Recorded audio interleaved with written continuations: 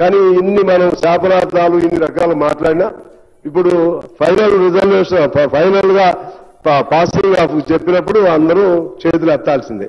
మరి అందరూ చేతులు ఎత్తినప్పుడు అంటే mood of the house unanimous గా అయినప్పుడు గవర్నర్ గారి బాధ్యత కూడా ఉంది. గవర్నర్ గారు దీన్ని మళ్ళా పైకి పంపించడం అంటే ఇది అన్యాయం. అంటే గవర్నర్ వ్యవస్థను అడ్డం పెట్టుకుని దుర్వినియోగం చేస్తున్నట్లుగానే భావించవలసినటువంటి అవసరం ఉంటుంది అధ్యక్ష. అందువల్ల ఏకగ్రీవంగా తీర్మానం చేసినా ఏకగ్రీవంగా బిల్లును ఆమోదించినా కూడా దాన్ని కూడా ఆమోదం లేకపోవడం అనేది అది మంచి పద్ధతి కాదు. అది చేయాలని చెప్పి నేను కోరుతా ఉన్నాను. అదేవిధంగా మోడీ గారిని మా బీజేపీ మిత్రులు అక్కడికి వెళ్ళి పివి నరసింహారావు అంగీకరించినప్పుడు మీరు ఎందుకు అంగీకరించడం? మీరెందుకు? రాహుల్ గాంధీ పోరాటం చేశాడా? రాహుల్ గాంధీ చేతుల్లో అధికారం లేదు కదా. రాహుల్ గాంధీ కాదు కదా చేయాల్సింది. రాహుల్ గాంధీ ఏం చేస్తాడు? హామీ ఇస్తారండి, ఫైట్ చేస్తాం.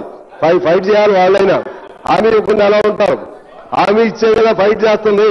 పట్టువల్ల విక్రమార్కుల్లాగా ఇప్పుడు 4వ సారి కూడా పెడతానే ఉన్నారు. మరి ఎక్కడో చోట ఫైట్ జరగాల్సిందే కదా. మీరు హామీ ఇచ్చారు కాబట్టి మీరు సావండి అని వదిలేస్తారా? అడుగుతారు రాష్ట్ర ప్రభుత్వం మా హక్కు ఇది, లేకపోతే బీసీల తరఫున మేము అడుగుతున్నాం అని చెప్తారు. చెప్పినప్పుడు దాన్ని అంగీకరింపజేయవలసిన బాధ్యత పైన ఉండే వాళ్ళకు ఉంటుంది, వాళ్ళ సపోర్ట్ ఉన్నటువంటి వాళ్ళకి ఇక్కడ ఉండే వాళ్ళకి ఉంటుంది. అందుకని ఇది ఎన్ని చెప్పినా అధ్యక్ష అన్ని కుంటి సాగుల్లా కనబడుతున్నాయి. ఇది అన్ని కుంటి సాకులే. వాళ్ళ ప్రయత్నం వాళ్ళు చేశారు, మన ప్రయత్నం కూడా మనం చేద్దాం. అందరం ఏకగ్రీవంగా తీసుకుని వెళ్దాం. ఆ విధంగా చేయటం ద్వారా మనకి ప్రజలకి ఇవాళ నువ్వు అవునన్నా కాదన్నా బీసీలు, ఎస్సీలు, ఎస్టీలు వాళ్ళు చైతన్యం ఇవాళ వచ్చేసింది.